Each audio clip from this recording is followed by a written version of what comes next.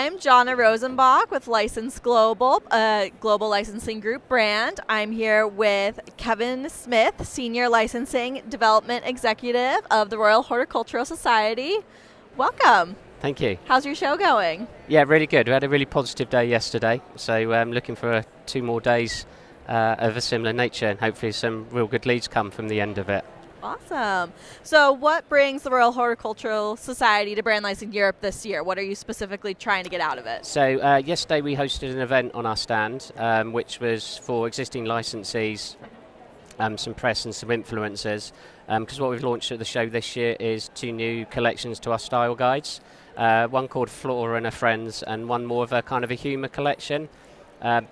Both of the assets used in these collections have been taken from the RHS Lindley collections, which are housed in the Lindley Library in London, where we've got about 30,000 assets that date back 500-600 years. So we're really fortunate with kind of the background that we have that we're able to share to our licensees.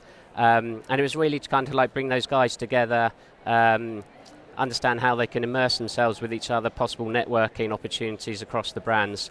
But also to be able to embrace the artwork, which they do so wonderfully well at the moment with the product that they create. So that was kind of the main kind of event for yesterday. But then naturally it's around opportunity to talk with existing licensees around new opportunities. Yeah, lots can happen here at the show for that. So you're a gardening charity that looks to enrich the lives of others with the beauty of plants. How does licensing fit into that mission? So we kind of follow the overarching mission, the RHS, which is about making gardening accessible to everybody. And we want to do that through the licensing program. So the licensing program is obviously an income generation to the charity, but it's also an opportunity to raise reach and awareness to audiences actually that we don't talk to.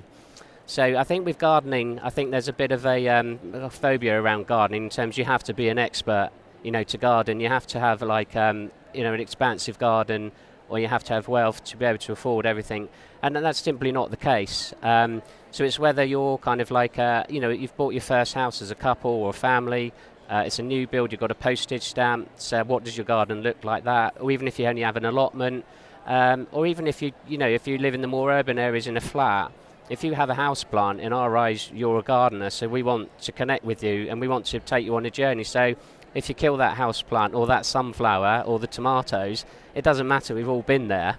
We want to encourage you to nurture you through that journey around, well, what can you do differently? So it's kind of engaging with our licensees to help deliver awareness through the RHS, through wonderful products, but also through educational opportunities, through engagement opportunities, and bringing them on a journey. Amazing, yes. As someone with no green thumb, I appreciate the support you can bring to that. Yes, and it helps me as well. I'm no gardener. Definitely, so we'll take all the nurturing we can get, for sure. So because you're this charity focused on gardening, how do you know when a licensing partnership is right and you'll bring on a licensee? I think there's always that element of a gut feel, and there's that natural fit.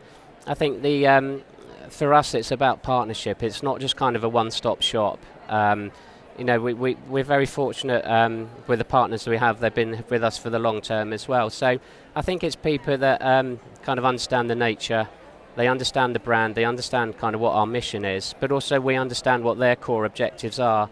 And I think it's looking for that synergy between those 2 companies. And I think also that through the existing partnerships we have, the success we see is from those that really embrace the artwork and the flexibility we give them from a creative license. So we're not particularly prescriptive about how our assets it's used. It's not that we don't care, but we want our licensees to go and be able to express the look and feel in the right tone and voice to their audiences, rather than we hamstring them by saying you can't do X, Y, and Z. So I think it's looking for people that have that real synergy, the understanding, and immerse ourselves in, we both immerse ourselves in each other's brands. Are there any overall trends in the industry you'd like to see RHS follow along with? I'd like to think that we're relatively on trend and we're talking to the right people who understand their markets, and we use their expertise to make sure that we're moving in the right direction. I think if we kind of look away from product for a bit as well, it's how can we work with we're having internal conversations about how can we look at experiences. Sounds exciting, like you've got a lot to look forward to. Yeah, absolutely, yeah, it's fun. Great industry to be in. Great, well, wishing you a great rest of the show Thank here you very at Brand much. Licensing Europe with RHS. It starts here.